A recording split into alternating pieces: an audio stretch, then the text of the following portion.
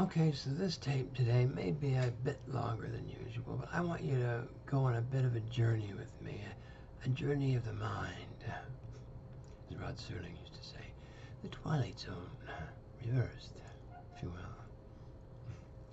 So, I want you to imagine you're king of this universe, hanging around with God and a whole bunch of heavenly angels.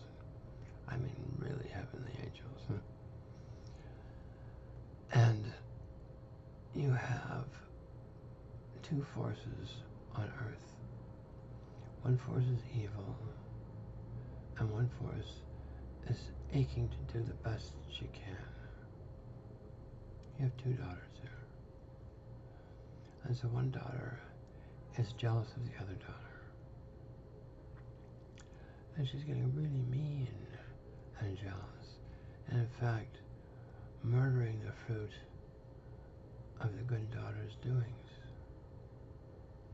And she figures she does this with impunity because there's nobody noticing, there's no God, there's no accounting, there's no retribution. All that's old wives' tales. And so I can do as I please.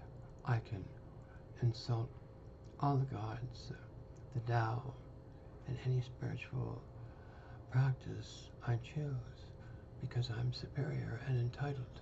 I was educated at Harvard, or Yale, or Princeton, or Cambridge, or Eton. I know Tony Blair. He has no empathy whatsoever. He can murder 1 million of my Iraqi kids. To what end? To what purpose? Look, George Bush's. They lose grip in the significance in my mind. Anyway, George Bush's testicles. And George Bush the whole time is high on his own fiat value proposition. Aren't I great? I get to fuck whoever I please. I feel almost like God. Well, I got news for you.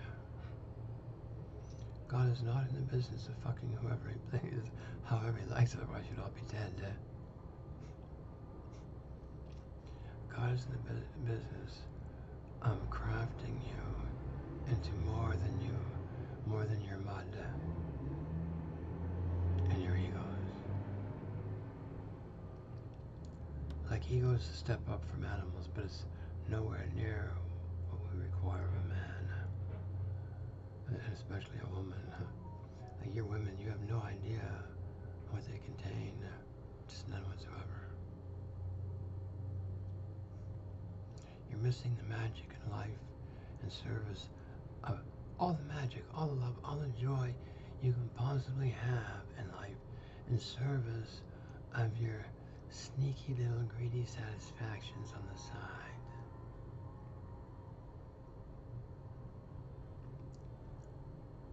Where the truth has to fight, I'm going to sneak my greedy 2 cents worth however I can because nobody's giving me what I want.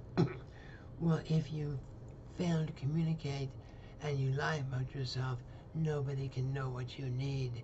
You're all bitching and moaning about life not devoting itself to making you important. Life's not devoting itself to making me happy. Finally, if a being is lucky, the dots may connect. Every time my life fucked up, there was one person there. Every time. I know it's coincidence. And I know it's a bit of a stretch, but that was me.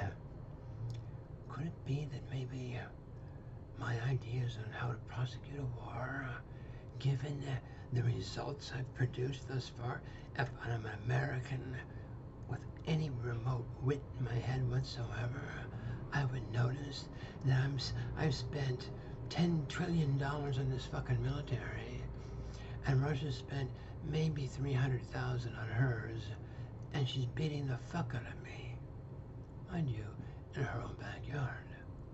And Vladimir warned you, I heard him. He said, you think you're gonna come here and beat us?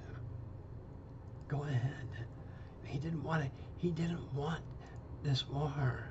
He was begging you not to do this. He only went into Ukraine with 190,000 men to begin with. And that's not enough to take over a country. That's just, he's just saying, I mean business. And what the West did was said, fuck you, you're weak, we're going to piss all over you, shut up, go home. We're going to show you how it's going to be. Having done zero due diligence themselves, they sniffed each other's farts, looked at a few tea leaves and decided it's the perfect time to break up Russia. The Russian people are all drunk and disfigured and stupid. It's nothing but a gas station on wheels. Be a piece of cake. We'll cut them out of the financial universe. We'll fuck them every which way from Sunday, and they'll be laying bleeding on the ground. We'll pick the carcass. This was the intention. I have been nattering on about metaphysical law for decades. It seems like 1 trillion years anyway. Certainly 7 years. And she's manifesting herself. And I want you up and awake for this right fucking now. You will see how the laws of this universe work. Remember the intentions of the West and the United States at the outset of this confrontation. And remember how the West and the Zionists prosecute war themselves. They go in and destroy everything right off the hop. Vladimir didn't do this. My Russian kids started out, please don't make us do this. And the dementios in the West said, oh, Russia's weak. They can't fight. We'll cream them. This is their thinking. This is their greed taking over their wits. This is their greed taking over their reasoning. This is their delusions taking over their sanity. Okay? Time and time again, they make the exact same mistakes time and time again and insist on repeating them and ban me from social intercourse when I point it out. They're insisting on remaining stupid. And so are you if you keep listening to them. If somebody's lied to me once, the second time is dicey. But if he lies to me 3 times, I have a shut-off valve in my head, and not much more data is important from that source. I have a lot of shut-off valves happening currently. I'd like to open a few. Speak some truth. She's nourishing, refreshing, and she will help you get your ass to God. And salvation inside your own skin. I don't give a fuck about what's going on outside of you. That's not my job, really. My job is to heal you on the inside, so you can begin to heal on the outside. But to hide from truth is like trying to be drunk and sober at the same time, and it's way out of fashion, and it's going to grow less out of fashion every day. The truth is what you need to worship, kiddies. Forget about God for right now. The Jew Messiah, the Islam Mehdi, the Mayan, long predicted guy, about 20 years late now. Anyway, this is the deal. Worship the truth before anything else in your life, and you're going to have to hunt for it. And you may find you need a little bit of God's help doing it, and this is what I'm praying for. Anyway, thanks for your time today.